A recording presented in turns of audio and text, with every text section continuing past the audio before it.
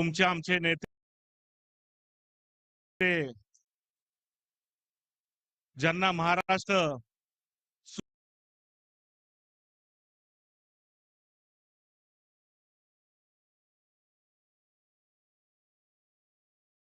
सुसंस्कृत करायचा आहे, ज्यांनी महाराष्ट्राची विकास आराखडा सादर केलाय, असे आमचे नेते, आपले नेते सन्माननीय राजसाहेब ठाकरे, सन्माननीय मनसे नेते अमित साहेब ठाकरे, व्यासपीठावर उपस्थित असलेले सर्व नेते मंडळी, सरचिटणीस, उपाध्यक्ष, व्यासपीठासमोर उपस्थित असलेले सर्व बंधू भगिनींनो,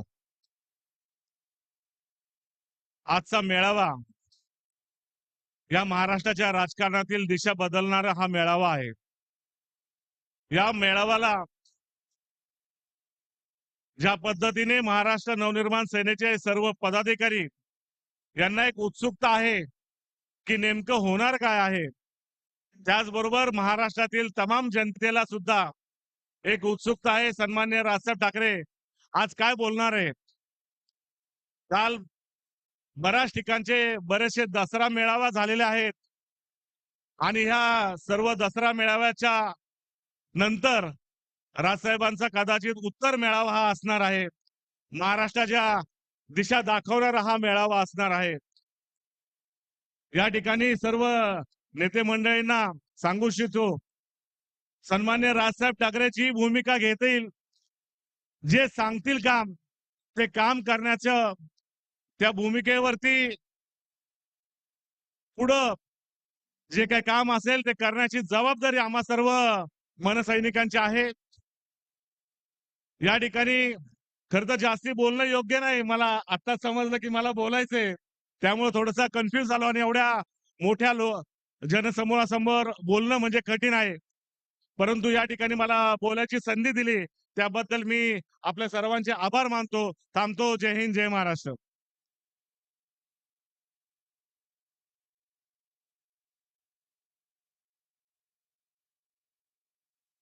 धन्यवाद किशोरजी। मी पुन्हा एकदा विनंती करतो, माझ्या डाव्या हाताला जी मंडळी उभी आहेत त्यांनी कृपया खुर्च्यांवरती बसून घ्यायचं आहे। त्याचप्रमाणे व्यासपीठाच्या मागे बरीच गर्दी दिसते आहे। राजसाहेब व्यासपीठावर काही वेळातच येणार आहेत, आपण कृपया समोर येऊन बसायचं आहे।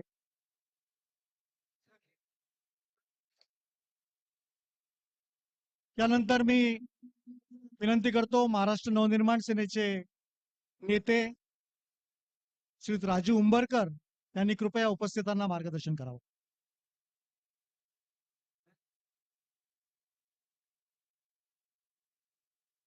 सर्वप्रथम मी सन्माननीय राजसाहेबांसमोर नतमस्तक होतो। मंचावर उपस्थित सर्व पदाधिकारी, समोर उपस्थित माझे सर्व सहकारी मित्रांनो, आज आपल्या सर्वांना आतुरता लागलेली आहे की आजचा मेळावा नेमकं साहेब आपल्याला काय मार्गदर्शन करणार, तीच आतुरता आमच्या सुद्धा मनात आहे। परंतु आता निवडणुका वारं सुरू झालेलं आहे, महाराष्ट्रामध्ये जो काही प्रकार सुरू आहे तो आपल्या सर्वांना माहिती आहे। सन्माननीय साहेबांनी मला उमेदवारी जाहीर केलेली आहे आणि आज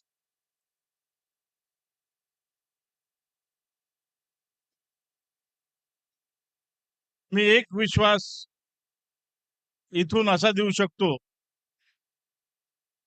की आपल्याला सर्वांना माहिती आहे की मी नेहमी आपला पक्ष हा शेतकऱ्यांचा आणि युवा बेरोजगारांच्या पाठीशी खंबीरपणे उभा असतो। मला या क्षणी एवढंच सांगायचं आहे की या महाराष्ट्रामध्ये शेतकऱ्याचे एवढे हाल आहेत की त्याच्या समस्या सांगाव्यात तेवढ्या कमी आहेत आणि तशाही परिस्थितीत शेतकरी आपला जगतोय। काही शेतकरी आत्महत्या करतायत। मी तुम्हाला आता नांदगावकर साहेब एक आत्ता जो उदाहरण देतो, माझ्या वनी क्षेत्रामध्ये, माझ्या मतदारसंघामध्ये शेतकऱ्याला पीक विमा फक्त 17 रुपयाला, पूर्ण त्याचं पीक नष्ट झालं आणि 17 रुपये जर पीक विमा येत असेल तर त्या कास्तकारांनी करायचं काय। आणि म्हणून मी या महाराष्ट्रातल्या सगळ्या शेतकऱ्यांना, युवा बेरोजगारांना एक विनंती करतो, या मंचावर मला आज यांनी संधी दिलेली आहे. जे शेतकऱ्यांचे हाल आम्ही आमच्या डोळ्यांनी पाहतो, जी काही त्यांना आम्हाला मदत करता येते ती आम्ही स्वतः करतो, पक्षाच्या वतीने करतो. सन्माननीय साहेबांना, आमच्या पक्षाच्या वरिष्ठ नेत्यांना सुद्धा आम्ही ती त्यांची कल्पना देतो. आमच्या ज्याने जे काही कास्तकाराच्या अडचणीसाठी होते ते त्या गोष्टी आम्ही पूर्ण करतो. युवा बेरोजगाराचाही प्रश्न तसाच आहे. आज मोठ्या संख्येने माझा युवक बेरोजगार आहे आणि त्या युवकाच्या जर पाठीवर जर हात कोणी ठेवू शकत असेल तर ते सन्माननीय राजसाहेब ठाकरे. आता निवडणुका आलेल्या आहेत आणि या निवडणुकीमध्ये आपल्या समोर आता एकच पर्याय आहे. मी जनतेला, शेतकऱ्यांना, माझ्या युवा बेरोजगार युवकांना विनंती करतो की आता निवडणुकीची वेळ आहे. जर आपण हे 5 वर्ष जर घालवले तर आणखी कितीतरी कास्तकाराच्या आत्महत्या आपल्याला पाहाव्या लागतील, कितीतरी बेरोजगार आणखीन होतील. आणि म्हणून सन्मान्य साहेबांचं जे विजन आहे, संपूर्ण महाराष्ट्राबद्दल जे विजन आपल्या हातात तयार आहे, त्याही पेक्षा अधिक चांगला महाराष्ट्र फक्त आणि फक्त सन्मान्य राजसाहेब ठाकरेच घडवू शकतात, इतर कुणात ताकद नाही. आणि माझं तर एक म्हणणं आहे, शेतकऱ्यांना साहेबांनी स्वप्न पाहिलेलं आहे. हे पहिल्या दिवशी साहेब बोललेले आहेत. साहेब ज्या ज्या गोष्टी बोललेल्या आहेत त्या गोष्टी इथं मनात अंतःकरणात माझ्या आहेत. साहेबांनी स्वप्न पाहिलेलं आहे की माझा कास्तकार हा जीन्स आणि टी शर्ट वर ट्रॅक्टर चालवणारा असला पाहिजे.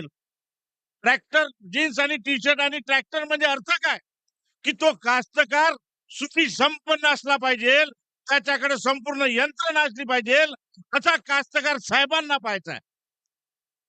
आणि मला ठाम विश्वास आहे, साहेबांच्या हातात जर सत्ता आली तर 100% साहेबांनी पाहिलेलं स्वप्न हे आपल्याला येणाऱ्या 5 वर्षात पूर्ण झालेलं पाहायला मिळेल. येणाऱ्या राज्य सरकारमध्ये माझा एकही कास्तकार आत्महत्या करणार नाही. माझ्या प्रत्येक परिवारामध्ये नोकरी असल्याशिवाय राहणार नाही. माझा युवक बेरोजगार राहणार नाही. आणि म्हणून मी आपल्याला सर्वांना विनंती करतो की आपण तर काम करतच आहात, परंतु आता साहेब जे जे उमेदवार जाहीर करतील त्या उमेदवारासाठी आपण दिवस रात्र एक करून जीवाचं रान करून तो उमेदवार कसा निवडून येईल आणि या महाराष्ट्रामध्ये आपला शेतकरी, आपला युवा बांधव कसा सुखी होईल याच्यासाठी आपल्या सर्वांना काम करायचंय. माझी तळमळ मी याच्यासाठी बोलतो. मी तुम्हाला मागे सुद्धा सांगितलं होतं की मी माझ्या डोळ्यांनी रोज आत्महत्या पाहतो कास्तकाराच्या. पेपर उघडायची भीती वाटते. आत्महत्या आहे, कोणत्या तालुक्यात आत्महत्या आहे. आणि मग ज्यावेळेस त्याच्या घरी जाऊन पाहतो त्यावेळेस बोलायला शब्द नसतात. त्याचा परिवार समोर असतो, त्याचे लहान लहान लेकरं, त्याची बायको, घरातली परिस्थिती पाहिली तर एवढं वाईट. आणि खरंच आपला कास्तकार एवढा पापी आहे का हो? ज्या लोकांनी शेतकऱ्याला देशोधडीच लावलेला आहे ना, त्यांना आता घरी पाठवायची वेळ आहे आणि कास्तकाराच्या पाठीशी खंबीरपणे उभं राहायचं आपल्या सर्वांचं काम आहे. मला आशा नाही, मला विश्वास आहे की सन्मान्य राजसाहेबांच्या हातामध्ये हा महाराष्ट्र आला. बाकी तर गोष्टी सुतासारख्या सरळ करतो म्हणाले साहेब, त्या तर करतीलच, परंतु माझा कास्तकार सुद्धा, त्याचा परिवार सुद्धा हा सुखी होईल. मी ईश्वरचरणी एवढीच प्रार्थना करतो की देवा, माझ्या कास्तकारासाठी तरी माझ्या साहेबांच्या हातामध्ये सत्ता द्या. माझ्या युवकांसाठी तरी माझ्या साहेबांच्या हातात सत्ता द्या. आपण इतर सगळं राजकारण पाहिलं या 5 वर्षामध्ये, तर जे पाहायचं नव्हतं तेही पाहिलं. आणि म्हणून आपल्या सर्वांना आता ताकदीने काम करायची वेळ आलेली आहे. मला इथं 2 शब्द व्यक्त करायची साहेबांनी संधी दिली, त्याच्याबद्दल मी आभारी आहे. महाराष्ट्र नवनिर्माण सेनेचा सन्माननीय राजसाहेब ठाकरे यांचा धन्यवाद. जय हिंद, जय महाराष्ट्र. धन्यवाद राजूजी. आपण खऱ्या अर्थाने आज विदर्भातील कास्तकारांच्या व्यथा उपस्थितांसमोर मांडल्यात. मी यानंतर विनंती करतो संदीप देशपांडे पक्षाचे नेते माजी नगरसेवक यांनी कृपया उपस्थितांना मार्गदर्शन करावे.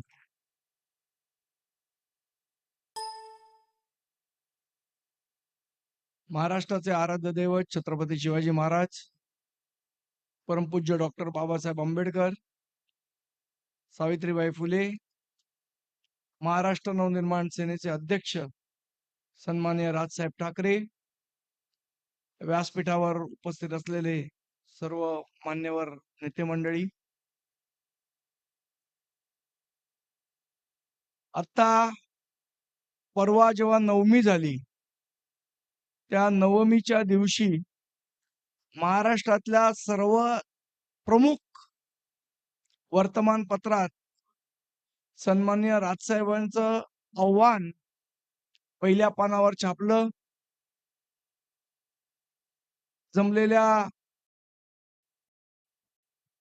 सर्व लोकांनी ते बघितलं असेल. हिंदू बांधवांनो, भगिनींनो आणि मातांनो, महाराष्ट्राची संस्कृती आपल्याला पुन्हा आणायची आहे, राजकीय संस्कृती पुन्हा चांगली करायची आहे, या पद्धतीचं आवाहन सन्माननीय राजसाहेबांनी केलं. आणि ते आव्हान वाचल्यानंतर लोकांचा एक उत्स्फूर्त असा प्रतिसाद त्या आव्हानाला मिळाला. ठिकठिकाणी आपले होर्डिंग्स लागले होते आणि ते बघून काही लोकांच्या पोटात दुखायला लागलं.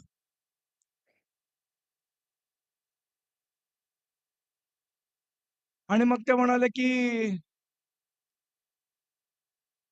एक 9चा भोंगा वाजतो, तो बडबडायला लागला. मला त्यांना एवढंच सांगायचंय,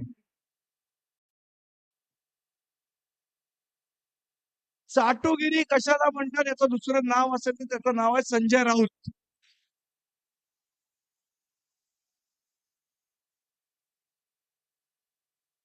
परवा त्यांचा एक भाषण असंच व्हिडिओवर आपलं रील फिरतात त्याच्यामध्ये बघितलं.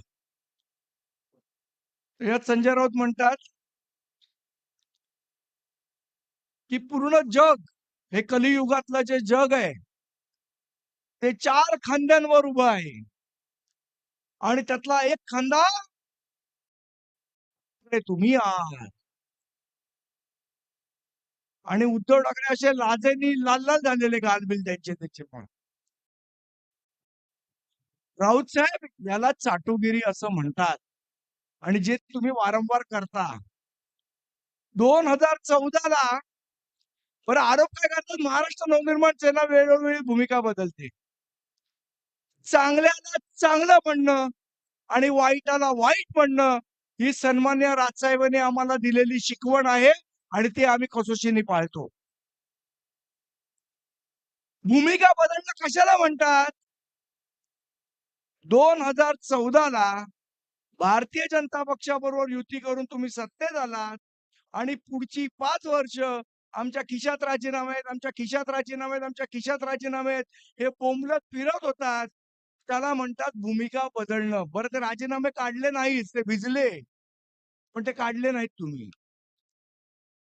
2017 ला महानगरपालिकेची निवडणूक भारतीय जनता पक्ष आणि शिवसेनेने एकमेकांच्या विरोधात लढली आणि पुन्हा 2017 नंतर महानगरपालिकेत एकत्र आले, त्याला भूमिका बदलणं म्हणतात.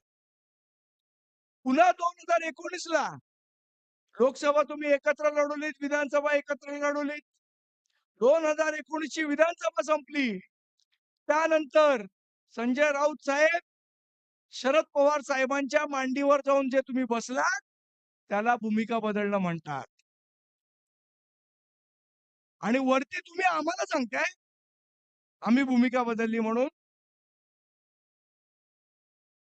2006 पासून ज्या वेळेपासून महाराष्ट्र नवनिर्माण सेनेची स्थापना झाली आहे ती आज 2024 पर्यंत महाराष्ट्र नवनिर्माण सेनेने कुठल्याही निवडणुकीत कोणाबरोबरही युती केली नाही. ही आमची भूमिका ठाम राहिली आहे आणि ठाम आहे, ह्याला म्हणतात भूमिका, जी सन्माननीय राजसाहेबांनी वेळोवेळी घेतलेली आहे. एखाद्या माणसाने चांगलं काम केलं तर त्याला जर शाबासकी दिली, आपण नाही का आपल्या वर्गात असतो आपले शिक्षक असतात. तुम्ही जर चांगला गृहपाठ चांगल्या हस्ताक्षरात करून आणला, तर तुम्हाला चांगलंच बोलतात ना ते.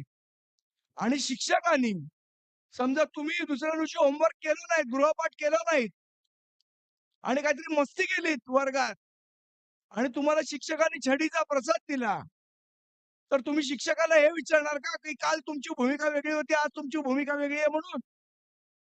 त्यामुळे भूमिका कशाला बदलणं म्हणतात, याची अक्कल नसलेल्या लोकांनी महाराष्ट्र नवनिर्माण सेनेला प्रश्न विचारू नयेत, ही माझी त्यांना विनंती आहे.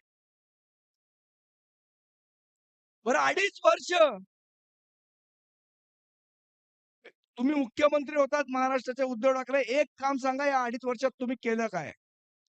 त्या संपूर्ण कोरोनाच्या काळामध्ये मंत्रालय बंद, वर्षा बंगला बंद, सरकारी कार्यालय बंद, महानगरपालिका बंद, हॉस्पिटलमध्ये लोकांचे हाल होत आहेत, त्यांची बिलं प्रचंड वाढलेली आहेत, वाढलेली होती. ती कमी करायला कोण तयार नाही. आजारी माणसाला हॉस्पिटल मिळायला तयार नाही. लोकांना खाण्यापिण्याची सुविधा नाही. बसने ट्रॅव्हल करू शकत नाहीत, ट्रेनने ट्रॅव्हल करू शकत नाहीत, घरी पैसे येत नाहीत. अशा सगळ्या परिस्थितीमध्ये फक्त एकच माणूस होता आणि एकच जागा होती, जिथं लोकांना आशा होती. ते होतं शिवतीर्थ आणि कृष्णकुंज आणि सन्माननीय राजसाहेब ठाकरे. त्या कोरोनाच्या काळात आपल्याला आठवण असेल, किती लोक या कृष्णकुंजावर यायची. म्हणजे महाराष्ट्राचं जर मंत्रालय कुठे चालत होतं त्या 2.5 वर्षाच्या काळात, तर ते कृष्णकुंजावर चालत होतं, अन्य कुठेही चालू नव्हतं. या पद्धतीचं काम आमच्या महाराष्ट्र सैनिकांनी केलं. मग घरोघरी अन्न देणं असेल, जे वयोवृद्ध लोक होते त्यांना मदत करणं असेल, हॉस्पिटलमध्ये जेव्हा बिलं वाढलेली लोकांची हाल होत होते, लोक पैसे भरू शकत नव्हते, त्यावेळेला हा महाराष्ट्र सैनिक सन्माननीय राजसाहेबांच्या आदेशाने कोरोनाच्या काळात सुद्धा रस्त्यावर उतरला. जीवाची पर्वा त्यांनी केली नाही. हॉस्पिटलला धडा शिकवण्याचं काम कोणी केलं असेल तर आपण सर्वांनी केलं. हे समोर बसलेल्या आपल्या सर्व महाराष्ट्र सैनिकांनी केलं. आणि तुम्ही आम्हाला विचारताय मनसेने काय केलं म्हणून? तुम्ही जेव्हा घरी बसला होतात आणि फेसबुकवर तुमची परवलीची 3 वाक्य जेव्हा म्हणत होतात, त्यावेळेला महाराष्ट्र सैनिक हा रस्त्यावर होता आणि लोकांची सेवा करत होता. आणि मला असं वाटतं आता 2024 ला या महाराष्ट्राची जनता या सर्व घाणेरड्या राजकारणाला कंटाळलेली आहे. ज्या पद्धतीने हे सगळे पक्ष वागतायत. काल दसरा मेळावा झाला. तो शिवतीर्थावरचा दसरा मेळावा सन्मान्य हिंदू हृदय सम्राट बाळासाहेबांचा खरोखर विचाराचं सोनं लुटलं जायचं तिकडे. कालचा दसरा मेळावा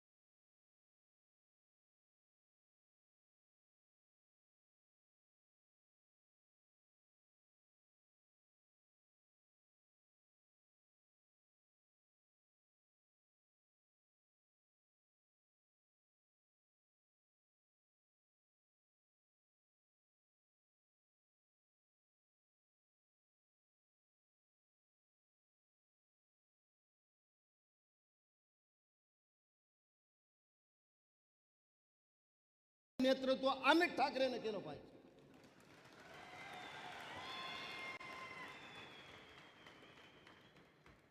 कोणती महाविकास आघाडी?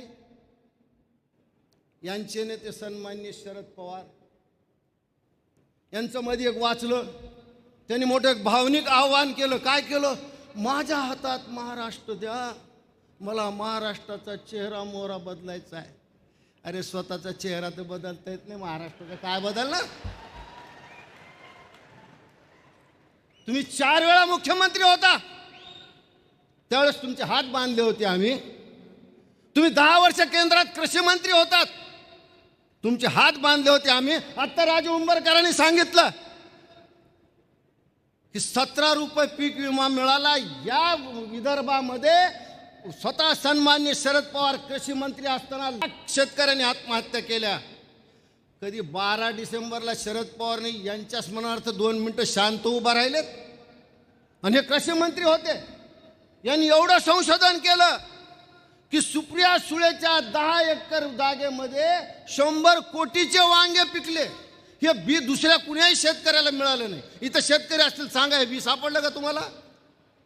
मी बारामतीमध्ये जातो, माझे मित्र आहेत, मी नेहमी आग्रह करतो मला त्या सुप्रिया सुळेच्या शेतातल्या वांग्याचं भरीत खाऊ घाला. ते आजपर्यंत कुणी खाऊ घातलं नाही. शेतीचं उत्पन्न झालं नाही म्हणून शेतकरी लिंबाच्या झाडाला फाशी घेतो. बाळाभाऊ 2024च्या प्रतिज्ञापत्रात इलेक्शनच्या सुप्रिया सुळेने शेतीचं उत्पन्न 0 लिहिलंय. बारामतीमध्ये का लिंबाची झाडं कमी होते? कसा होता तुमचा? आणि मग शरद पवारनं हळूच एक पिल्लू सोडून दिलं. काय? तर म्हणले रोहित पवार आता महाराष्ट्राची सेवा करणार. म्हणजे घराच्या बाहेर सेवा कुठं जाऊच द्यायची नाही. ह्या शरद पवारने, मला प्रत्येक जण म्हणतात काय की तुमच्या साहेबांनी शरद पवारची मुलाखत घेतली. म्हणलं काय वाईट केलं काय? मला या महाराष्ट्रातला असा एक नेता दाखवा, या महाराष्ट्रातला एक असा राजकीय पक्ष दाखवा जे शरद पवारपाशी गेले नाहीत. तुम्ही माझ्या नेत्याला काय नाव ठेवतात? पण माझ्या नेत्याने छाती ठोकपणे सांगितलेलं आहे की ज्या दिवशी राष्ट्रवादी पक्ष शरद पवारने स्थापन केला, या महाराष्ट्रात सगळ्यात जातीवादी जास्त तिथंच सुरू झालेला आहे. अरे माझा नेता तो हिम्मतबाज आहे. मराठवाड्याच्या आंदोलनाच्या तप्तभूमीवर एकटा येणारा हा माझा पहिला नेता आहे. हिम्मत झाली नाही कुणाचे अडवायचे. 2-4 फुटकळ लोक आले असतील. आणि मग शरद पवार काय म्हणतात? आता म्हणले आंदोलनाची सीमा वाढवली पाहिजे. किती? 75% करा. अरे बारामती बसून हा निर्णय होत असतो का?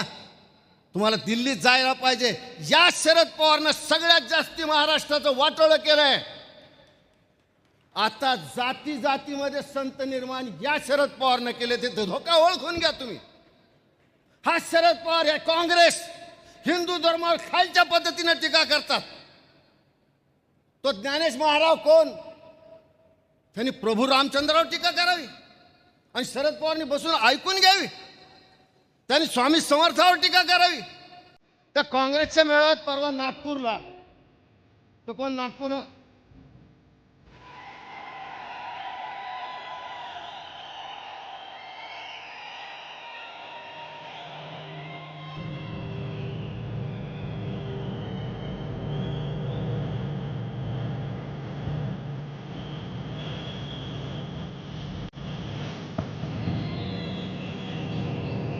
महाराष्ट्र नवनिर्माण सेनेचा मी आदरणीय राजसाहेबांना विनंती करतो की त्यांनी शिवप्रतिमेला पुष्पहार अर्पण करायचं आहे.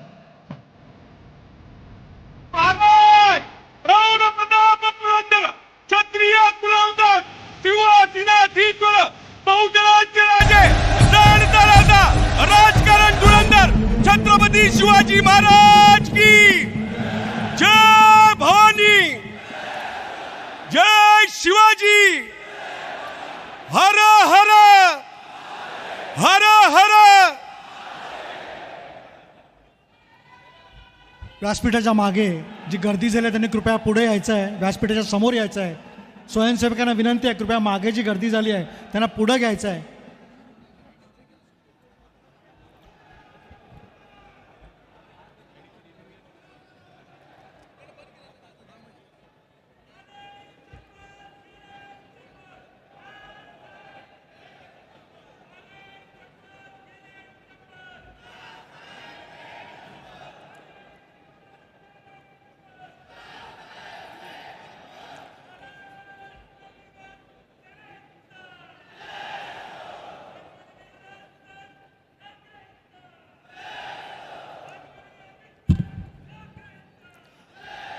आणि या महाराष्ट्राला जाती जातीमध्ये विभागण्याचं पाप कुणी केलं असेल तर शरद पवारने केलेलं आहे.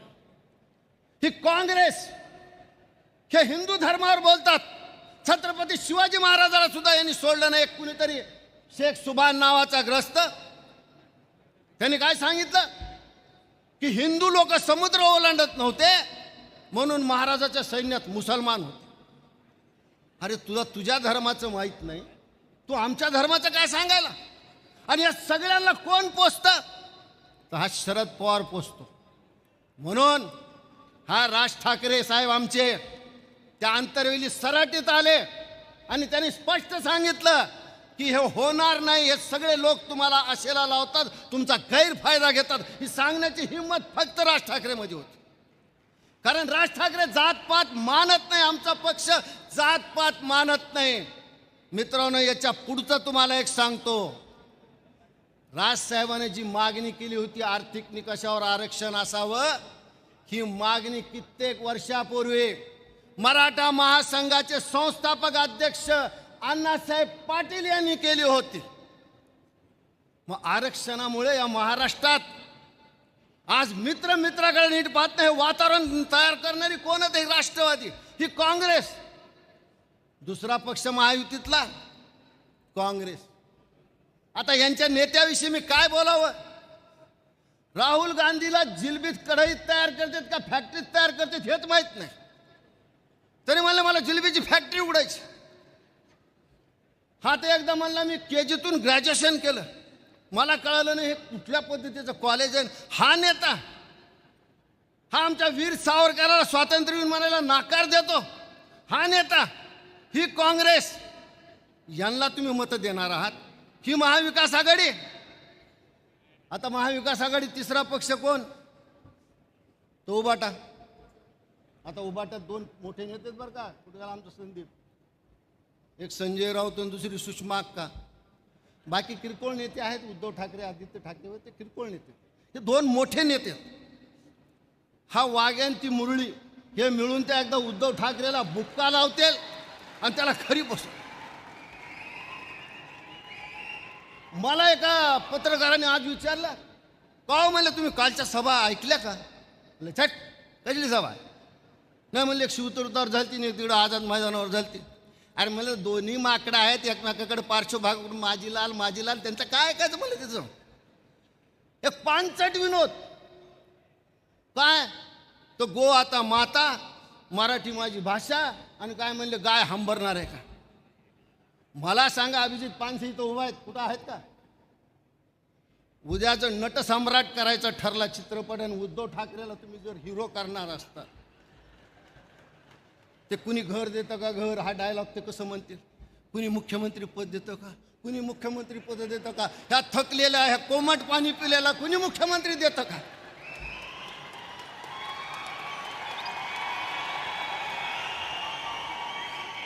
अरे मुख्यमंत्री पदासाठी तू एवढा हपापला, एवढी तुला चटक लागली त्याची.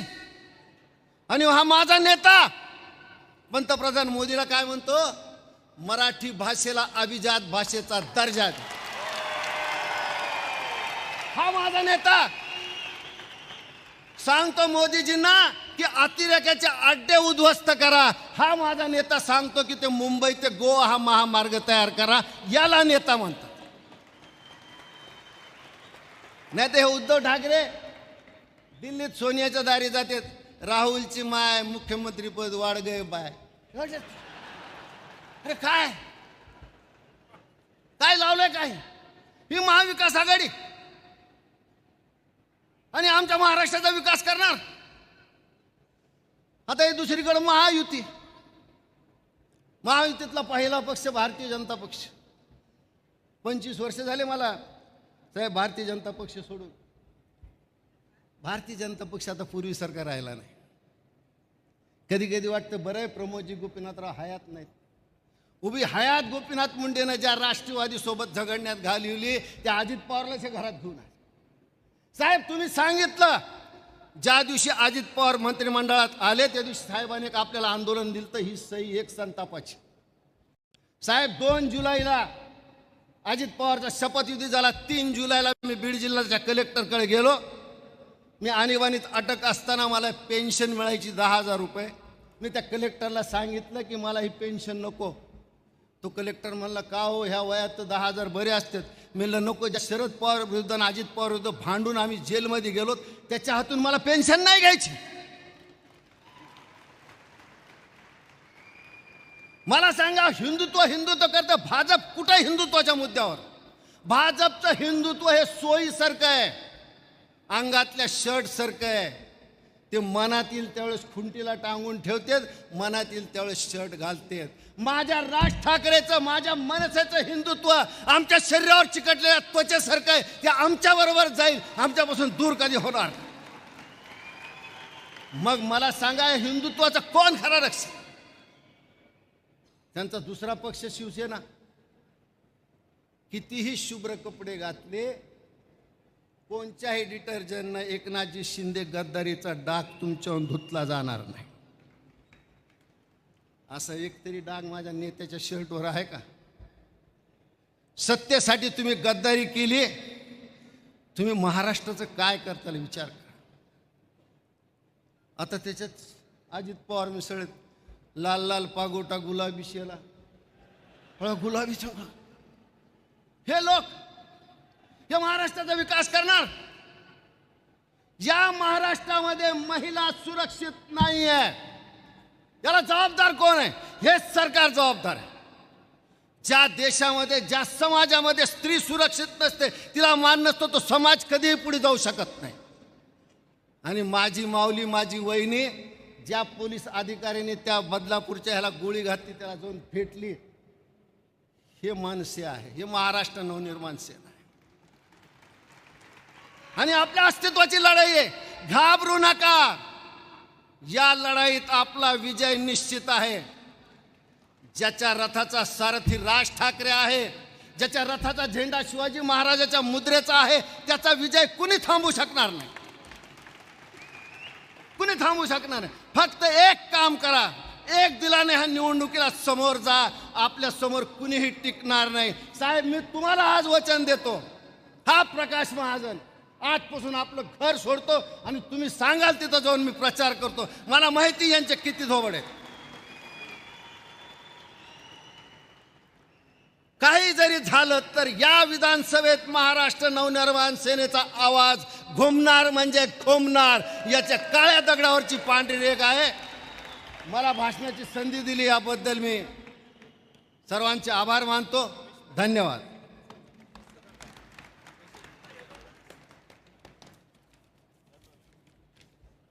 धन्यवाद प्रकाश महाजनजी. मी यानंतर कोरेगाव विधानसभेच्या सर्व पदाधिकाऱ्यांना विनंती करतो की आदरणीय राजसाहेबांचा या ठिकाणी सत्कार करायचा आहे.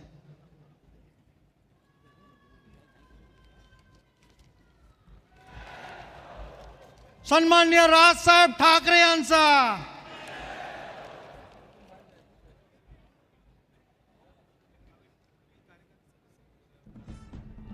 अच्छा, या राज्यस्तरीय पदाधिकारी मेळाव्यासाठी उपस्थित असलेल्यांमध्ये महाराष्ट्र नवनिर्माण सेनेच्या विचारांनी आणि राजसाहेबांच्या प्रेरणेने या ठिकाणी काही पक्षप्रवेश होणार आहेत.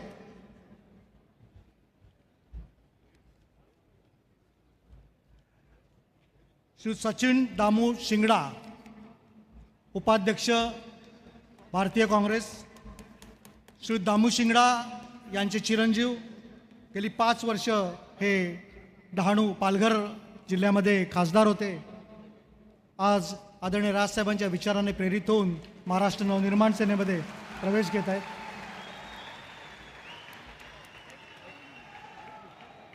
त्याचप्रमाणे श्रीयुत नरेश कोरडा, बिरसा मुंडा क्रांती सेनेचे अध्यक्ष डहाणू, या ठिकाणी महाराष्ट्र नवनिर्माण सेनेमध्ये त्यांच्या असंख्य कार्यकर्त्यांसोबत प्रवेश घेत आहेत.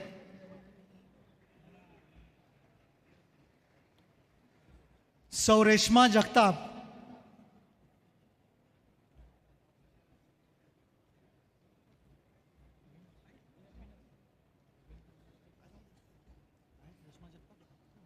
भिवंडीचं घ्या, भिवंडीचं घ्या. तुमच्याकडेच आहे ना? नाव सांग लवकर. निरंजन मोरे, भाजप ठाणे शहर. मला कुठे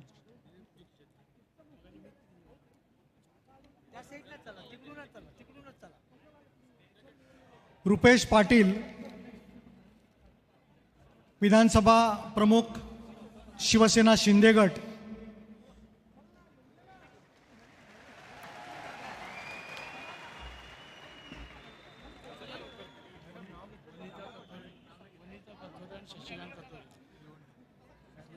सौवनिता कथोरे, सौवनिता कथोरे,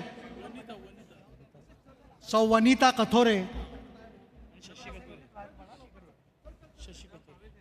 आणि शशी कथोरे भिवंडी आज या ठिकाणी राजसाहेबांच्या विचाराने प्रेरित होऊन महाराष्ट्र नवनिर्माण सेनेमध्ये प्रवेश घेत आहेत. श्री अश्विन रमेश लालजी जयस्वाल, पुसद, यवतमाळ जिल्ह्यातील पुसद तालुक्यातून अश्विन रमेश सालजी त्यांच्या असंख्य कार्यकर्त्यांसोबत आज महाराष्ट्र सेनेमध्ये प्रवेश घेत आहेत. हे बीजेपी तालुका अध्यक्ष आहेत, व्यापारी आघाडीचे अध्यक्ष आहेत. त्यांच्यासोबत श्री परेश असे असंख्य कार्यकर्ते आज या ठिकाणी महाराष्ट्र नवनिर्माण सेनेमध्ये प्रवेश घेत आहेत. मी त्या सर्वांचं या ठिकाणी मनपूर्वक अभिनंदन करतो, त्यांना शुभेच्छा देतो.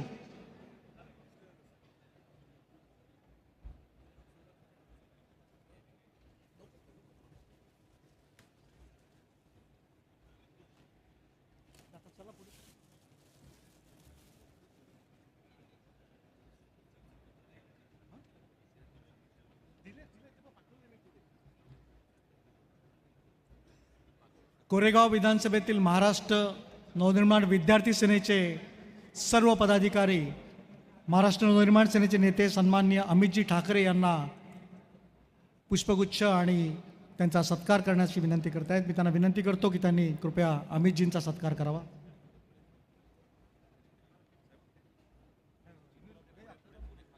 गोरेगाव विधानसभेचे महाराष्ट्र नवनिर्माण विद्यार्थी सेनेचे सर्व पदाधिकारी,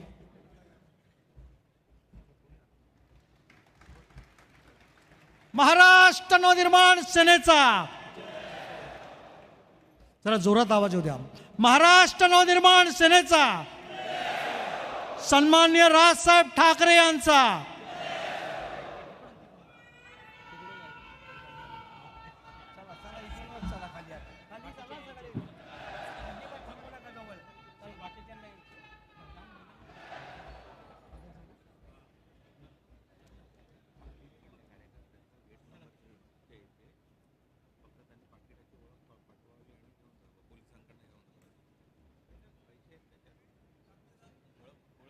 एक पैशाचं पाकिट गेट क्रमांक 1 कडे पोलिसांकडे सापडलेलं आहे. ज्यांचं पाकिट गहाळ झालं असेल त्यांनी कृपया ओळख पटवून पोलिसांकडून घेऊन जायचं आहे.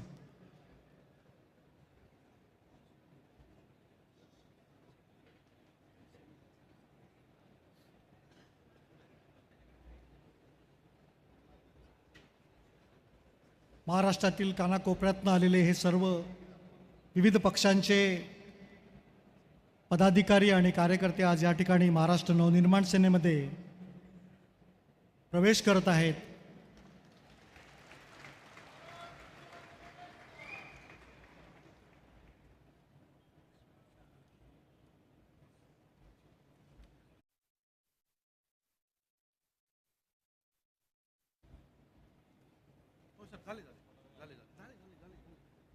मागील महिन्यामध्ये बदलापूरमध्ये एक दुर्घटना घडली आणि त्या दुर्घटनेला वाचा आमच्या महाराष्ट्र नवनिर्माण सेनेच्या शहर अध्यक्षा संगीता चेंदवणकर यांनी महत्त्वपूर्ण जबाबदारी बजावली. मी संगीता चेंदवणकर यांचा सत्कार आदरणीय राजसाहेबांनी करावा अशी विनंती करतो. संगीता चेंदवणकर यांनी कृपया व्यासपीठावर यायचे. अतिशय महत्त्वपूर्ण भूमिका त्यांनी त्या संपूर्ण घटनेमध्ये बजावली. त्यांच्या सातत्याने जो त्यांनी पाठपुरावा केला संबंधित अधिकाऱ्यांसोबत, त्यामुळे या सर्व प्रकरणाला वाचा फुटली. संगीताताई, आपण ताबडतोब व्यासपीठावर यायचं आहे.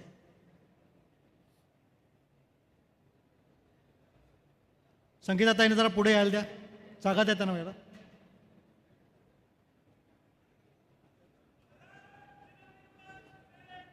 संगीताताई, जरा आपण लवकर या.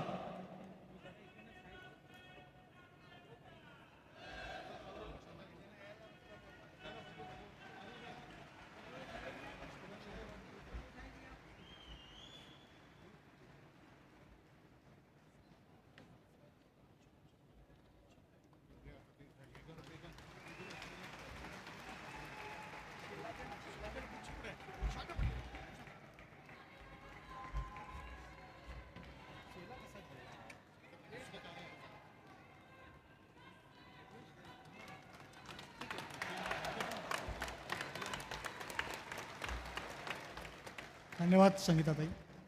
मी ज्या क्षणाची आपण सर्वजण प्रतीक्षा करत आहात तो क्षण जवळ येऊन ठेपला. मी आदरणीय राजसाहेबांना विनंती करतो की आपण संबंधितांना उपस्थित करा.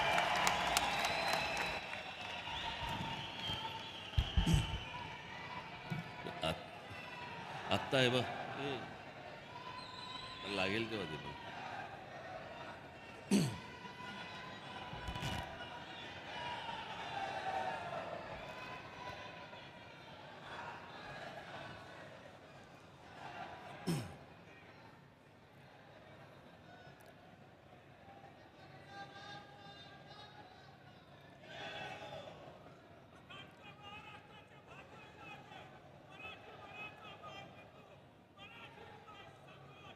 आज इथे जमलेल्या माझ्या महाराष्ट्र नवनिर्माण सेनेच्या माझ्या सर्व पदाधिकारी बांधवांनो, भगिनींनो आणि मातांनो,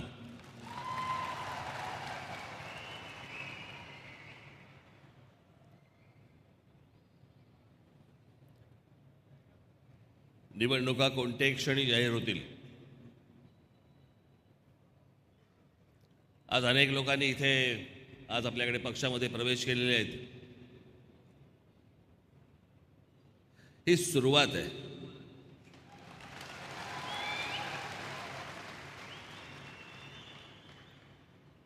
पुढे पुढे बघा काय काय गोष्टी घडतात त्या.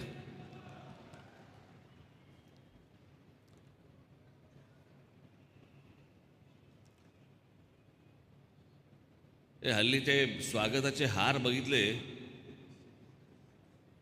पहिली धडकी भरते पाहिजे. सर चुकून एखादा अजगर घालायचे एखाद्या दिवशी गळ्यामध्ये, कळायचं नाही हार नाही आहे समजून. केवढे मोठे हार ते मध्ये ते काय आता JCBला लावून हार आणतात. मध्ये कुठेतरी मी कुठेतरी दौऱ्यामध्ये JCBचा हार घातला अख्ख्या गाडीवरती. ड्रायव्हरने चालवायची कशी? मी उत्साह प्रेम मी समजू शकतो, पण जरा थोडंसं आता आटोक्यात आणा.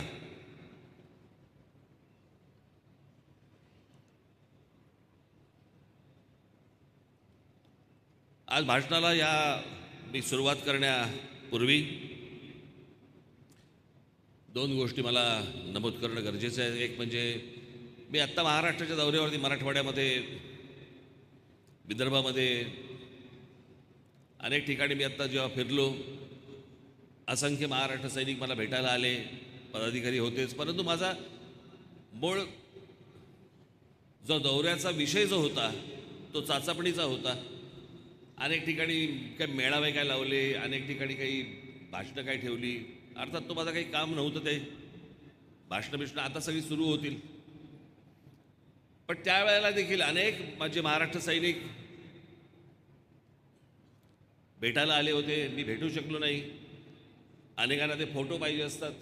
मी खरंच सांगतो, मागे एकदा मी म्हटलं होतं नाही का, माझी राष्ट्रपतींकडे एक माझी विनंती आहे, भारताच्या राष्ट्रपतींकडे, मला एक खून माफ करा. एक खून. ज्याने मोबाईलमध्ये कॅमेरा आणला ना, त्याचा मला खून करायचा.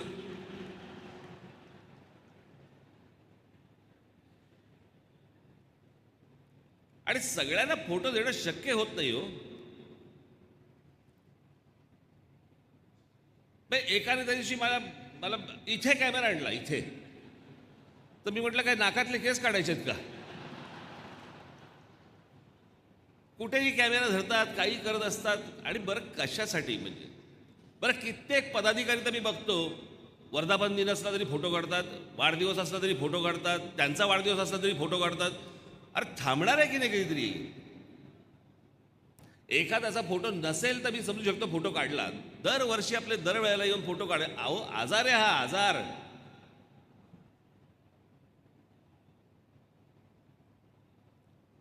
कुठेतरी या गोष्टी थांबल्या पाहिजेत असं मला नक्की वाटतं.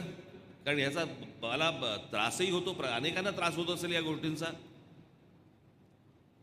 पण त्याच्यामुळे मी अनेकांना भेटू शकलो नाही, माझ्या महाराष्ट्र सैनिकांना भेटू शकलो नाही. मी त्याबद्दल त्यांची दिलगिरी व्यक्त करतो इथे, की मला आपल्याला नाही भेटता आलं.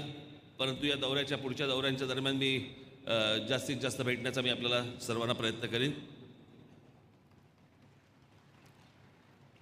2006ला ज्या वेळेला पक्ष स्थापना आपण केली, पक्ष स्थापनेच्या वेळेला शिवतीर्थावरती जी आपली सभा झाली, त्या सभेमध्ये मी असं म्हटलं होतं की या जगामध्ये, पु ल देशपांड्यांचं वाक्य होतं हे, या जगामध्ये असे खूप कमी पाय उरलेत की ज्यांच्या पाया पडावंसं वाटतं, ज्यांच्या पाया पडावंसं वाटतं. अशी एक व्यक्ती काल परवा आपल्यातनं निघून गेली. माझे अत्यंत जवळचे स्नेही होते ते, या देशाचे मानबिंदू होते. त्या रतन टाटा यांना आपण 1 मिनिटं उभं राहून सर्वांनी श्रद्धांजली आपण अर्पण करूया.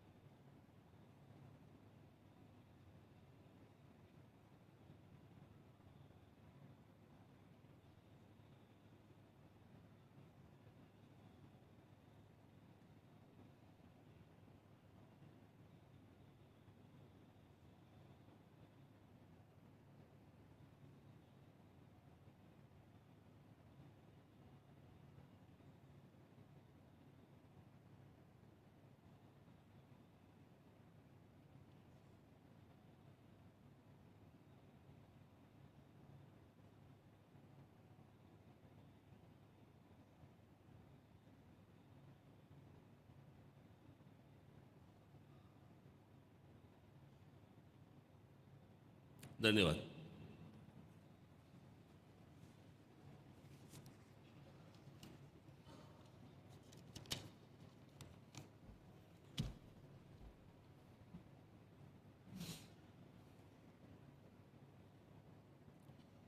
एक अत्यंत उमदा माणूस.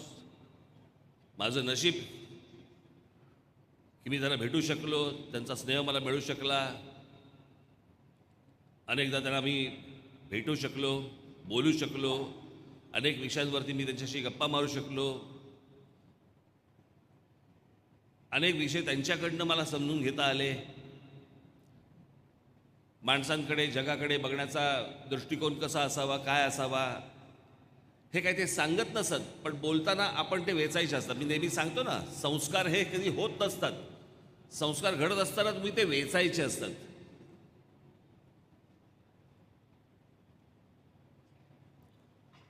आणि अशा अनेक गोष्टी त्या माणसाकडनं आज मलाच नाही, देशाला, जगाला मिळाल्या. काल परवा जिकडे मी गेलो, त्यांचं त्या संपूर्ण टाटा परिवारातले अनेक सगळेच लोक त्यांना तिथे आदरांजली, श्रद्धांजली अर्पण करायला आले होते. एक विलक्षण माणूस. मला तो अजूनही प्रसंग आठवतो. मी बोटॅनिकल गार्डन ज्याला नाशिकला मी केलं, वन खात्याची जमीन होती आणि मी म्हटलं ही वन खात्याची जमीन शहरामधली जमीन, म्हटलं याच्याकडे दुर्लक्ष केलं इथे झोपड्या होणार. आणि मी एक आराखडा त्यांच्याकडे घेऊन गेलो. मी काय त्यांचा विश्वास होता मला माहिती नाही. मला मी आराखडा घेऊन गेलो. मी म्हटलं की असं असं मला करायचं आहे तिथे. आणि म्हटलं हे सरकार, मला किती खर्च येणार आहे. म्हटलं मला नाही माहिती किती खर्च येणार आहे. मग त्यांच्या माणसांनी काढलं, साधारणपणे 3-3.5 कोटी रुपये काहीतरी खर्च होतो त्याला.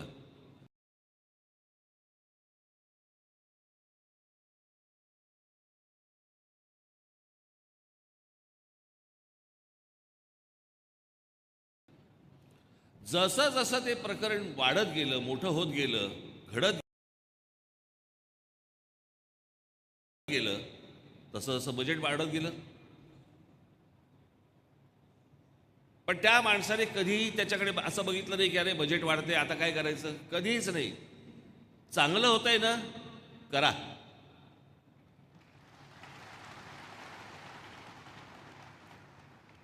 $3-3.5 कोटीचं प्रोजेक्ट त्यांचीच माणसं सगळे करत होते. शेवटी गेलं ते साधारणपणे 14 कोटीवरती. पण माणूस थांबला नाही. मी नंतर त्यांना विनंती केली, स्वतः व्हिजिट करायला आले, बघायला आले, आणि त्यांना समाधान वाटलं की बाबा जे झालंय ते उत्तम झालंय, नाशिककरांसाठी उत्तम झालंय, महाराष्ट्रासाठी उत्तम झालंय. आणि मला तिथेच त्यांनी मला सांगितलं, मला बोलले अजून दुसरं काही असेल तर मला सांगा, मला तुमच्याबरोबर काम करायची इच्छा आहे.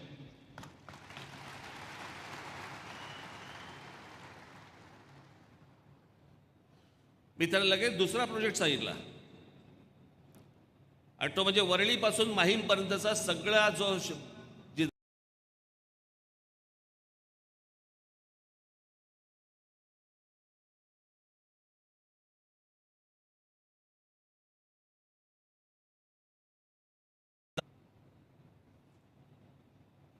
नाही ते इतकं सुंदर झाली असते ती सगळी चौपाटी, पण ते नकोच होतं.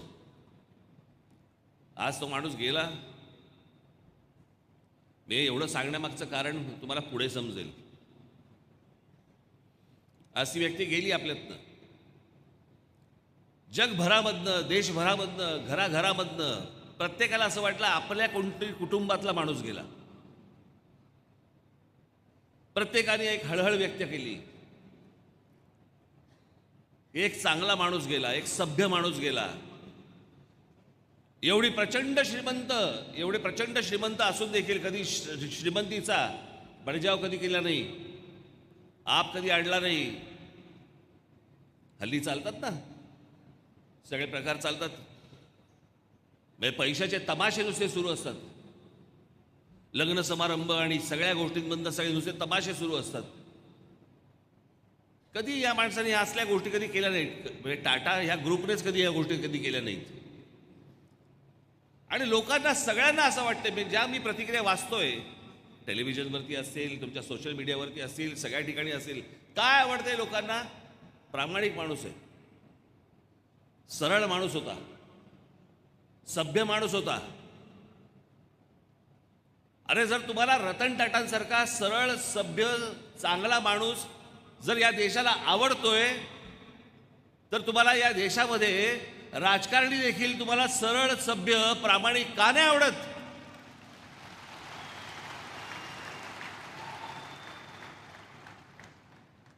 प्रत्येक जण तुमच्याशी गद्दारी करणारा तुम्हाला का आवडतो?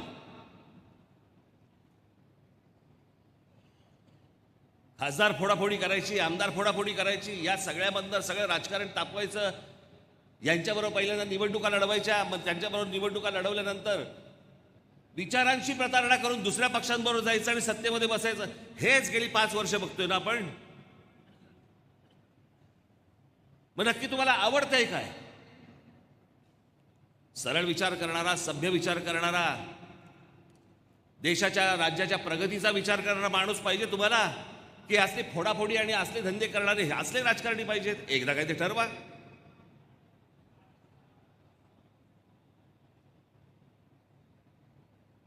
आज जर महाराष्ट्रातल्या जनतेने जर समजा योग्य निर्णय घेतला नाही, हा पुढे महाराष्ट्र बर्बाद झाला म्हणून समजा. बर्बाद. नको त्या विषयांची सगळी घाण पसरत जाणार या महाराष्ट्रामध्ये. आजच कोणीतरी मला एक विनोद पाठवला सकाळी. एक मडकीवाला आहे, मडकीवाला.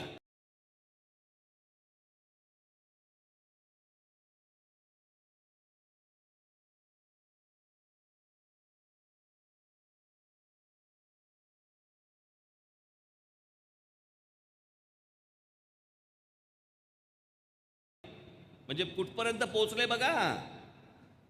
एक मडकीवाला आहे, एका बाईला मडकी विकतोय. आपले पाण्याचे असतात ना, ते तोटीवाली मटकी असतात ती. आणि बाई म्हणते कितीला दिला? तो म्हणतो 100 रुपयाला एक. आधी म्हणते महाग आहे. तो म्हणतो नाही नाही स्वस्त आहे. तो म्हणतो अरे पण ते फुटलं तर? तो म्हणतो अहो फुटायला काय खासदार आमदार आहे का तो?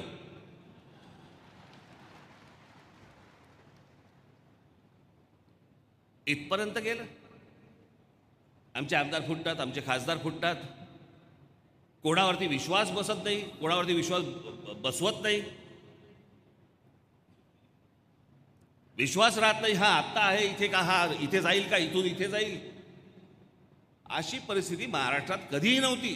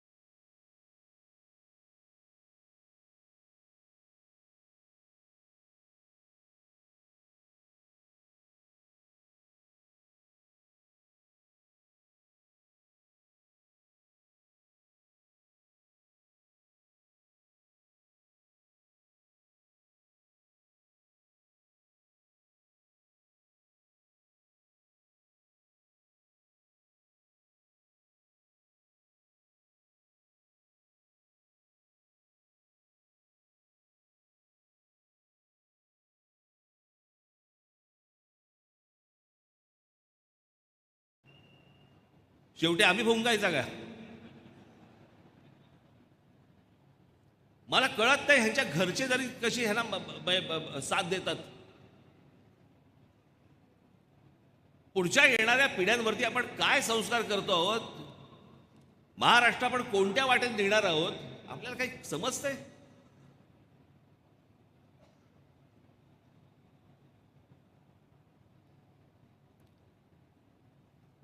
शरद पवार सांगतायत, मला एक गोष्ट नाही कळली कधी. शरद पवार सांगतात की आमचा पक्ष फोडला. तुम्ही काय केलं आयुष्यभर?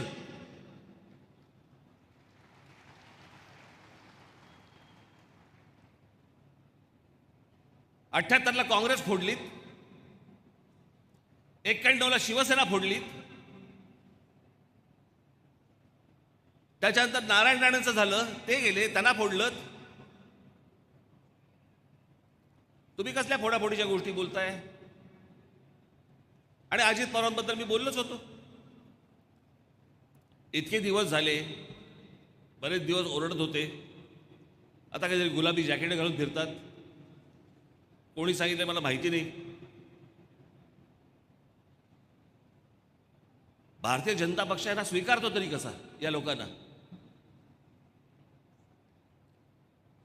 अजित पवार भारतीय जनता पक्षामध्ये यायच्या अगोदर 8 दिवस अगोदर पंतप्रधान नरेंद्र मोदी सांगतात की 70,000 कोटीचा भ्रष्टाचार केलेल्या लोकांना आम्ही जेलमध्ये टाकू. जेलमध्ये टाकायच्या ऐवजी मंत्रिमंडळात टाकलात.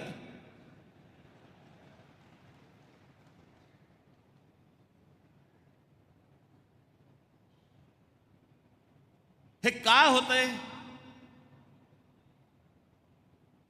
मी नेहमी तुम्हाला सांगत आलो, हे एवढ्यासाठीच होतंय कारण तुम्हाला गृहीत धरलंय. गृहीत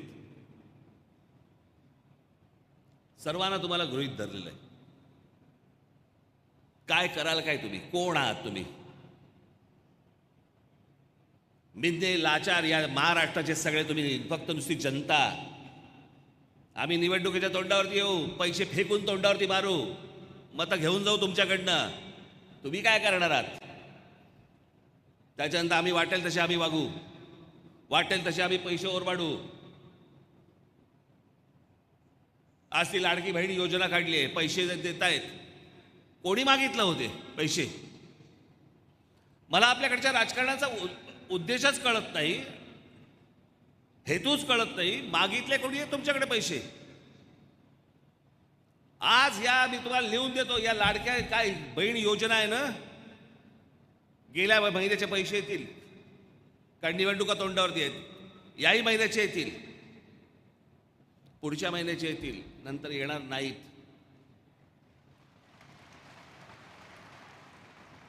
एवढ्यावर जाऊ नका तुम्ही.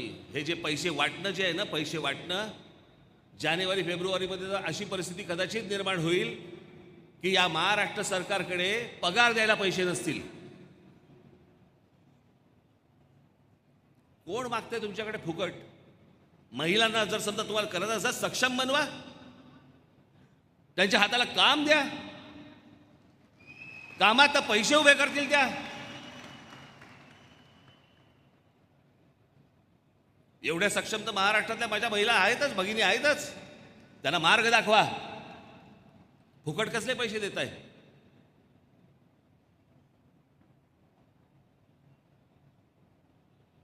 बेरोजगारांना फुकट पैसे, ह्याला फुकट पैसे, शेतकऱ्यांसाठी काय फुकट वीज. शेतकरी आमचा बांधव कुठे मागते फुकट वीज? तो म्हणतोय मला विजेमध्ये सातत्य द्या, थोडे कमी पैशात द्या, पण वीज तर मला मिळू देत. कोणी या देशामध्ये, राज्यामध्ये काही कोणी कोणाकडे फुकट मागत नाहीये. ह्यांना सवयी लावायच्या आहेत लोकांना. आणि एकदा फुकटाच्या सवयी लागल्या ना की मग सगळ्या राजकीय पक्षांना त्याप्रमाणे वागायला लागतं. आणि सगळेजण त्या प्रकारच्या सगळ्या गोष्टी तुमच्यासमोर ठेवत जातात. नागडा होणार आहे महाराष्ट्र. आपण राज्य म्हणून काही विचार करणार आहोत की नाही?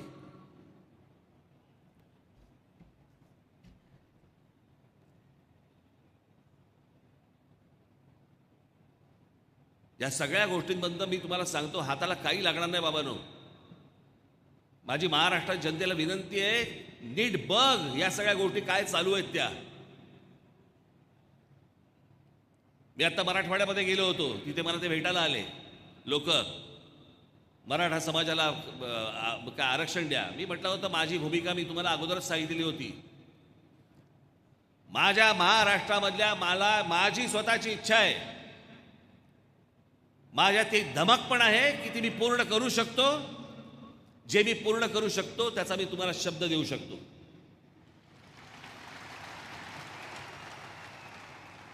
माझ्या महाराष्ट्रामध्ये माझ्या हातात सत्ता देऊन बघा. माझ्या महाराष्ट्रामधला एकही तरुण आणि एकही तरुणी कामाशिवाय राहणार नाही. प्रत्येकाच्या हाताला काम असेल, पण ते जातीप्रमाणे दिलं जाणार नाही.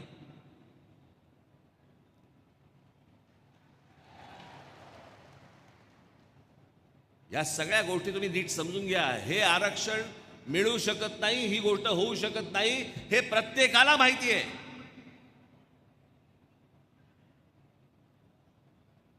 हे फक्त खरं बोलण्याचं धाडस हा राज ठाकरे करतो, म्हणून कदाचित लोकांना परवडत नसेल.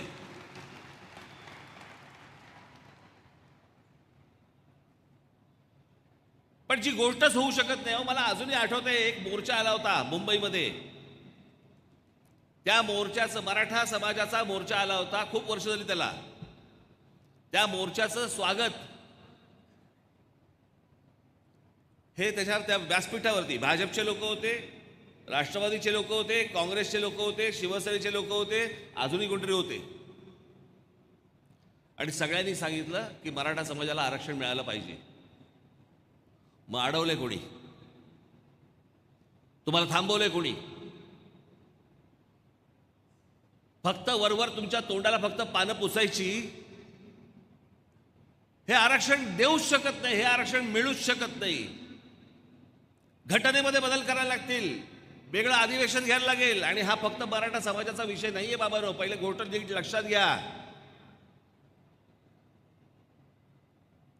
हा फक्त महाराष्ट्रातल्या एका जातीचा विषय नाहीये, प्रत्येक राज्यांमध्ये ज्या जाती आहेत त्यांचा पण तो विषय आहे. सगळ्या चव्हाट्यावरती आणावे लागतील, कोणाची हिंमत नाहीये, एकाही राजकीय पक्षाची हिंमत नाहीये. एक जर विषय काढला इथे महाराष्ट्रामध्ये तर बाकीच्या सगळ्या राज्यांमधल्या जातीवरती डोकं वरती काढतील, प्रत्येकाला नाकी नऊ येईल. कोणी हा पुरवू शकत नाही, ही मागणी जी आहे ती पूर्ण करू शकत नाही, हे पहिलं ध्यानात घ्या.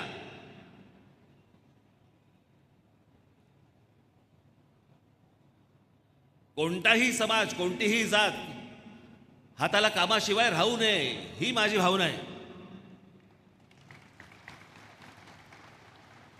पण ही सर्व मंडळी तुम्हाला फक्त मतांसाठी म्हणून या सगळ्या गोष्टी भुलतापा टाकते, खोटं बोलतायत.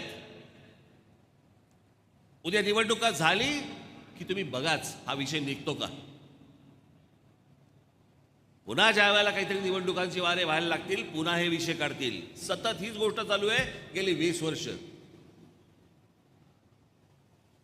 तुम्हाला आठवत आहेत महाराष्ट्रभर मराठा समाजाने शिस्तीमध्ये, मी इतके शिस्तीमधले मोर्चेच पाहिले नव्हते कधी. आठवत तुम्हाला काढलेले मोर्चे प्रचंड मोठे, लाखाचे मोर्चे होते. काय झालं त्या मोर्चानंतर? काही नाही. अनेक तरुण, अनेक तरुणी मला अजूनही आठवते, मोटरबाईकवरती बसून उत्साहात, जल्लोषामध्ये त्या सगळ्या मोर्चामध्ये सहभागी झाले होते. राज्यातल्या प्रत्येक जिल्ह्यामधनं मोर्चे निघाले होते. काय झालं? आज त्यातल्याच एका गरीब वर्गाला घेऊन आज जरांगे पाटील आज तिकडे उपोषणाला बसलेत. मी त्यांच्यासमोर त्यांना पण जाऊन सांगितलं,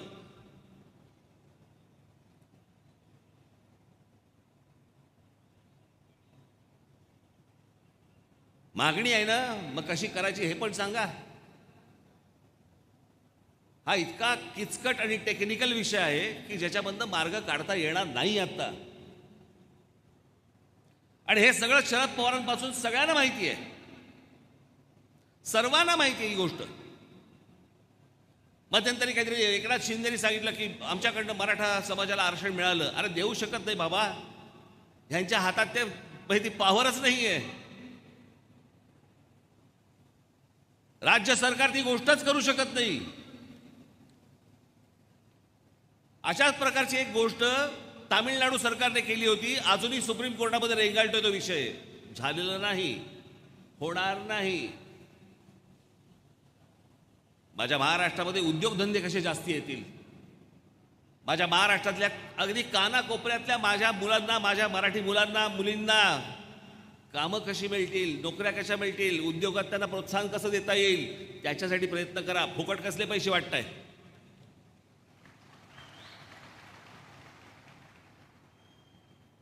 आणि हे रॉकेट सायन्स नाहीये, हे काही रॉकेट सायन्स नाहीये की समजतच नाहीये. सहज शक्य आहे. पण खोट्या गोष्टी सांगून तुमच्या फक्त भावनांना हात घालायचा. तुम्हाला आठवत असेल, एक 20 वर्ष झाली असतील त्याला, 18-20 वर्ष झाली असतील. समुद्रामध्ये शिवछत्रपतींचा पुतळा उभा करायचा, आठवतं तुम्हाला? मला असं वाटतं ती आता ते नाही आहेत आमच्या, ते मेटे ना, विनायक मेटे, हे त्याला तिकडे सरकारमध्ये असताना त्यांनी ही मागणी केली. स्टॅच्यू ऑफ लिबर्टीपेक्षा शिवछत्रपतींचा पुतळा हा 2 इंच उंच. कोण डोक्यात घालतं त्यांच्या मला माहिती नाही. मी स्वतः स्टॅच्यू ऑफ लिबर्टी पाहिलाय, तो किती उंच आहे तो पाहिलाय. बरं, स्टॅच्यू ऑफ लिबर्टीचा पुतळा हा फ्रान्स सरकारने त्यांना स्वातंत्र्य मिळाल्यावरती अमेरिकन सरकारला भेट दिला होता बनवून. आणि तो एका आयलंडवरती आहे, दगडी आयलंडवरती आहे, त्याच्यामुळे तिकडे काही भराव टाकायची आवश्यकता नाही आहे. शिवछत्रपतींचा स्टॅच्यू ऑफ लिबर्टीपेक्षा अश्वारूढ पुतळा मोठा, उंच. आता एवढा जर समजा उंच पुतळा जर समजा झाला, मला शिल्पकला माहिती आहे म्हणून मी तुम्हाला सांगतो हा, घोडा केवढा झाला?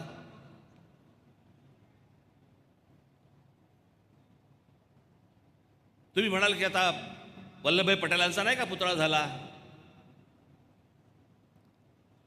एका बाजूने आपण चायनाला विरोध करायचा, आमची जागा घेतायत चायनावाले, आमची जागा घेतायत चायनावाले, आमची जागा घेतायत, चीनची प्रॉडक्ट्स वापरू नका, हे एका बाजूने बोलायचं. आणि वल्लभभाई पटेलांचा पुतळा कुठून येणार? चीनमधनं बनवून येणार. तो चायनातनं आलाय पुतळा बनवून, आपल्याकडे बनलेला नाही येतो. हाही तसाच बनवायचा. समजा बनवला उद्या, पहिल्यांदा त्या समुद्रामध्ये ज्या वेळेला भर घालायला लागेल, ते कितीचं घालायला लागेल? एक साधी गोष्ट आता आपण आत्ता सहज उदाहरण बघू. एक महाराजांचा पुतळा तिथे सिंधुदुर्गामध्ये उभा होता, बरोबर, वाऱ्याने पडला. तो काय फार मोठा नव्हता, पण वाऱ्याने पडला. म्हणजे शिल्पकला ही गोष्ट आपण नीट समजून घेतली पाहिजे. तो नुसता असा पुतळा उभा करायचा नसतो, त्याला एक बॅलन्स असतो, सगळ्या गोष्टी असतात.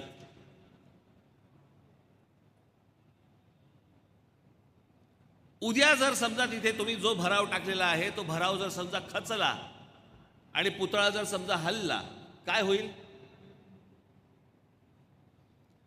तो भराव नुसता टाकून महाराजांचा जर समजा तशा प्रकारचा पुतळा उभा करायचा असेल, त्याला किमान कमीत कमी बोलतो मी तुम्हाला 15 ते 20 हजार कोटी रुपये लागतील.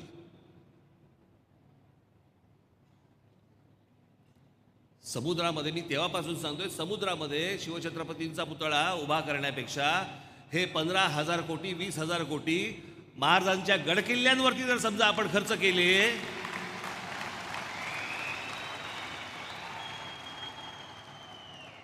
तर भविष्यातल्या येणाऱ्या सगळ्या पिढ्यांना आम्हाला सांगता येईल, अरे आमचा राजा कोण होऊन गेला, त्यांनी काय बांधलंय, अख्खा हा हिंद प्रांत हलवून टाकला ज्या माणसाने.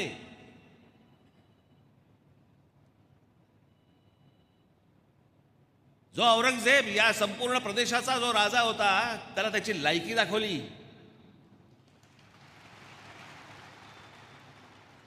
पुढची 27 वर्ष महाराष्ट्रात जाऊन ठाण मांडून बसला आणि इथे मेला. सांगताना काय सांगतात आमचे, 2.5-3 जिल्ह्याचा तुमचा राजा. 2.5-3 जिल्ह्याचा राजा त्या एवढ्या मोठ्या राजाला इथं आणला आणि 6 फूट बाय 4 फुटामध्ये गाडला.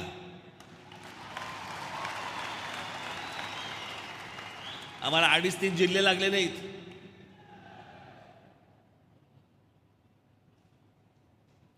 आम्हाला काय करायचंय, आम्हाला पुढच्या पिढ्यांसाठी आम्हाला काय करून ठेवायचंय, कसलाच विचार नाही, कसलाच विचार नाही. फक्त येऊन खोटं तुमच्यासमोर फक्त सांगायचं, उभं करायचं, सोशल मीडियाचं माध्यम वापरायचं. काही वेळेला तुमचे चॅनलवाले पण असतात त्याला सहभागी झालेले. एक तर महाराष्ट्राची भाषा, हे सगळे प्रवक्ते येतात आणि कोणती भाषा बोलताय तुम्ही? घाणेरडं, वाईट वगैरे या सगळ्या गोष्टी प्रत्येकाला बोलता येतात. कुठे बोलायचं, त्याला काही तारतम्य असतं की नाही?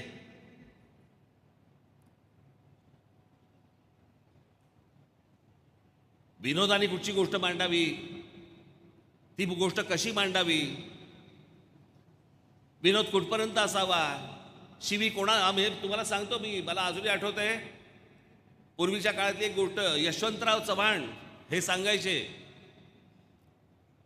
की प्रबोधनकार ठाकरे त्यांच्या भाषणामध्ये कधीतरी शिव्या देतात, पण तो विषय समजून घेताना जर समजा तुम्हाला ती शिवी कळली, तर तुम्हाला बोध होईल की ते तुम्हाला काहीतरी सुचवतायत, सुनवतायत, काहीतरी चांगलं सांगतायत. या असल्या घालण्याशिवाय नाहीत.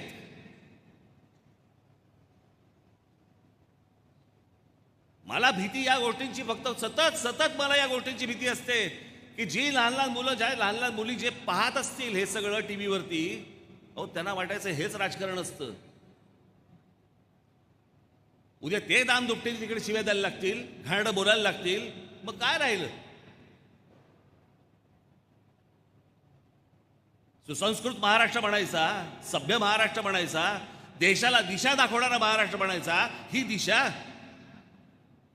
याला दशा म्हणतात.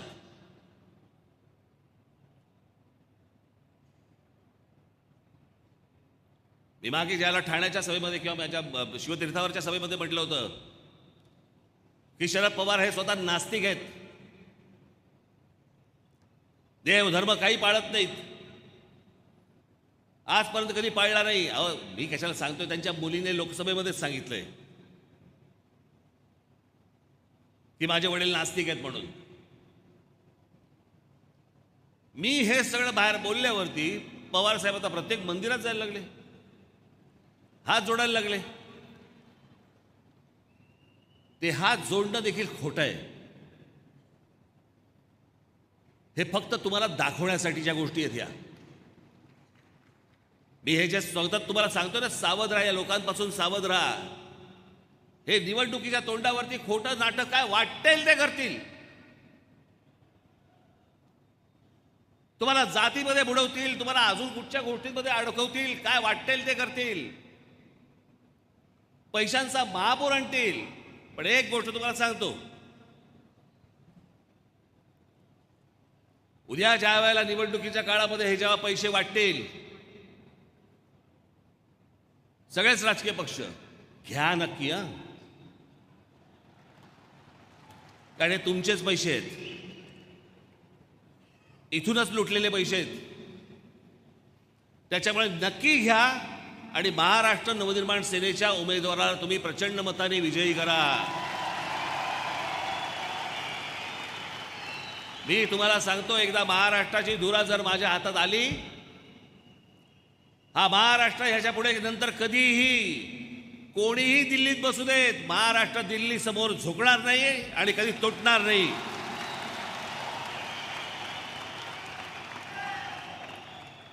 आपला अभिमान, आपला स्वाभिमान आपणच जगवला पाहिजे. कोणी येतंय आणि काही घेतंय. तुमच्याकडे येतात, तो एक उद्योगपती अदानी नावाचा माणूस येतो, विमानतळ घेऊन टाकतो, तुमच्याकडचे पोर्ट्स घेऊन टाकतो, तुमच्याकडच्या खार जमिनी घेऊन टाकतो. काही नाही आम्हाला पडलेली. कोकणामधली एक मोठी जमीन घेत आहेत. हे सगळे उद्योगपती येणार. मी तुम्हाला आज एक गोष्ट सांगतो आणि मी सांगतोय हे अत्यंत विश्वासाने सांगतोय, तपासून बघा. मी जे सतत सांगत आलो ना, माझ्या कोकणातल्या लोकांना, माझ्या पश्चिम महाराष्ट्र लोकांना, माझ्या सगळ्याच माझ्या महाराष्ट्रातल्या लोकांना, जमिनी विकू नका. एकदा पायाखालची जमीन गेली ना की तुमचं अस्तित्व काही राहणार नाहीये.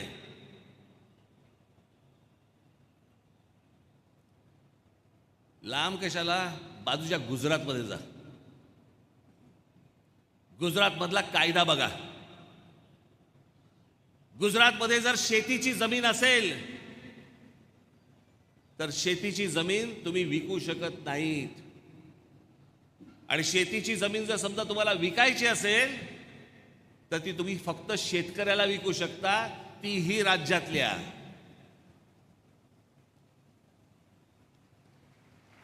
प्रत्येक जण आपापल्या राज्याचा विचार करतो, प्रत्येक जण आपापल्या माणसांचा विचार करतो.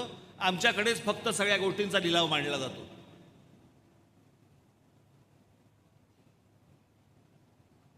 तुम्हाला या उत्तम प्रदेशामधनं, या महाराष्ट्रासारख्या इतक्या उज्ज्वल परंपरा असलेल्या या प्रदेशामधनं तुम्हाला उद्ध्वस्त करायचंय. सगळ्यांचे डोळे महाराष्ट्रावरती लागलेले आहेत, सगळ्यांचे डोळे.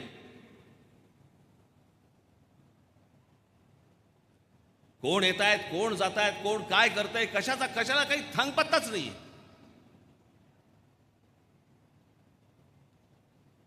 काल त्या कोण सिद्दीकी म्हणून आमदार होते, त्यांचा काल खून झाला. खून करणारी माणसं कोण आहेत? त्यातला एक यूपीचा आहे, एक हरियाणाचा आहे. बाहेरच्या राज्यांमध्ये लोक येत आहेत, महाराष्ट्रामध्ये मुंबईमध्ये पोलिसांच्या देखत ढवळ्या, म्हणजे इतक्या सगळ्या लोकांसमोर खून होत आहेत. महाराष्ट्रामध्ये बलात्कार, लहान लहान मुलींवरती बलात्कार सुरू आहेत. मी तुम्हाला फक्त एक आकडेवारी वाचून दाखवतो. आण रे ते, मी त्याशी नागपूरला वाचून दाखवली, मुद्दामून वाचून दाखवली तुम्हाला.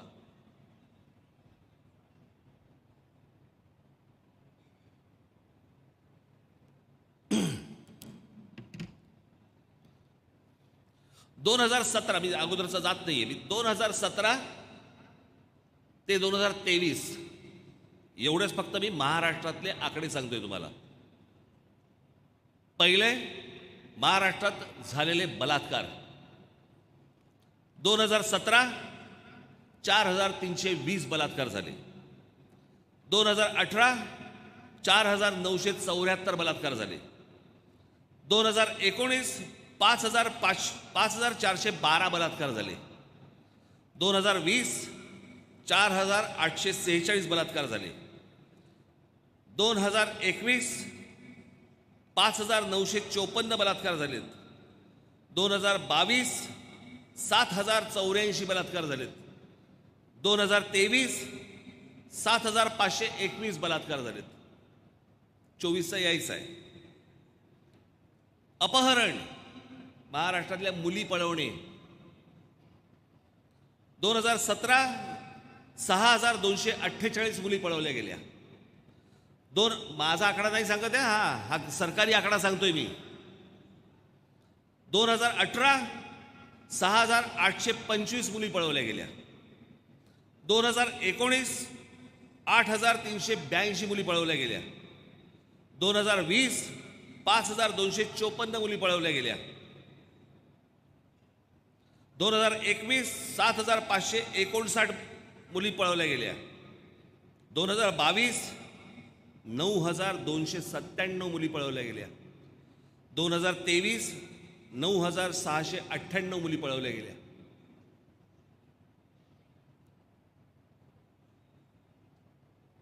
हुंडाबळी, नातलगांकडून होणारे अत्याचार, विनयभंग, लैंगिक अत्याचार,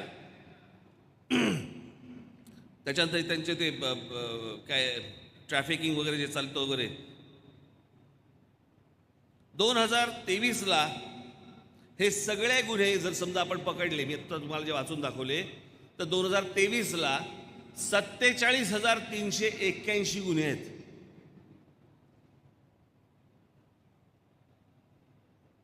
हा समृद्ध महाराष्ट्र.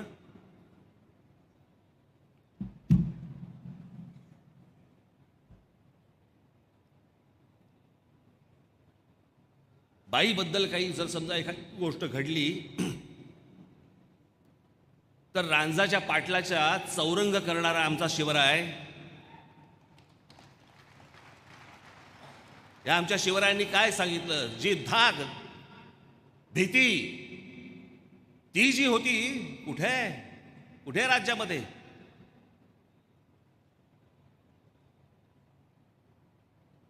ही जर महिलांची परिस्थिती असेल, लहान मुलींची परिस्थिती असेल, कोणत्या भरोश्यावरती शाळांमध्ये पाठवायच्या आमच्या संगीताताई कुठे गेले त्या? यांनी ते भाईंदरचं प्रकरण बाहेर नसतं काढलं, काय झालं असतं? बदलापूरचं, भाईंदरचं नाही, बदलापूरचं. एका लहान मुलीला न्याय देताना त्यांनी हे सगळं प्रकरण काढलं आणि मग सगळ्यांना कळलं की असं असं झालेलं आहे म्हणून.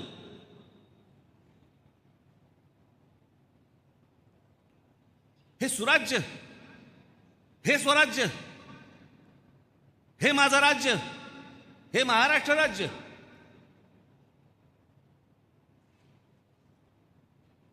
ज्या राज्याकडे बघून आतापर्यंत अनेक राज्यांनी स्वतः उभारी घेतली, प्रत्येक राज्यातल्या माणसाला वाटायला लागलं की महाराष्ट्रासारखा आम्हाला प्रगत व्हायचंय, तो महाराष्ट्र असा अधोगतीला चाललाय.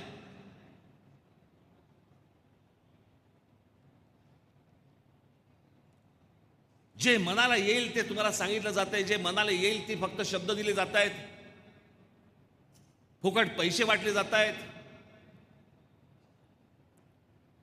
माझी तुम्हाला सगळ्यांना फक्त एकच विनंती आहे, हे आचारसंहिता वगैरे लागतील, बाबांनो, महाराष्ट्राकडे तुमचं लक्ष हे असलंच पाहिजे. महाराष्ट्र नवनिर्माण सेनेच्या माझ्या प्रत्येक सैनिकाचं लक्ष असलं पाहिजे.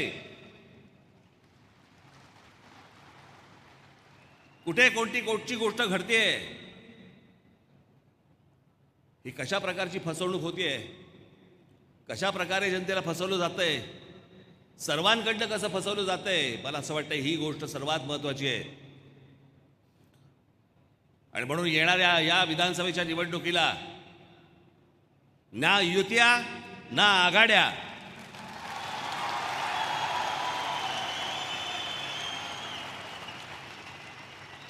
आपण स्वतंत्रपणे महाराष्ट्राला सामोरे जाणार आहोत. मी तुम्हाला नक्की सांगतो की येणाऱ्या विधानसभेच्या निवडणुकीच्या निकालानंतर महाराष्ट्र नवनिर्माण सेना हा सत्तेमधला पक्ष असेल. आपण एवढं लक्षात ठेवावं. ज्या लोकांनी आपल्यावरती आशा अपेक्षा ठेवलेल्या आहेत त्या सर्वांना आपण उत्तम महाराष्ट्र घडवून दाखवू, एवढीच फक्त माझी मनापासून इच्छा आहे. मी पहिल्याच माझ्या सभेमध्ये सांगितलं होतं की जगाला हेवा वाटावा असा महाराष्ट्र माझ्या हातून घडावा, एवढीच फक्त माझी प्रामाणिक इच्छा आहे. या राज्याची धुरा महाराष्ट्राने एकदा आमच्या हातामध्ये द्यावी एवढी एक विनंती करतो आणि आपल्या सर्वांची मी रजा घेतो. धन्यवाद. जय हिंद, जय महाराष्ट्र. धन्यवाद राजसाहेब. आपण आम्हा सर्व उपस्थितांच्या मनातली गोष्ट आज बोलून दाखवली. धन्यवाद. तुम्हा सर्वांचे धन्यवाद. आजच्या या मेळाव्याची सांगता राष्ट्रगीताने होईल.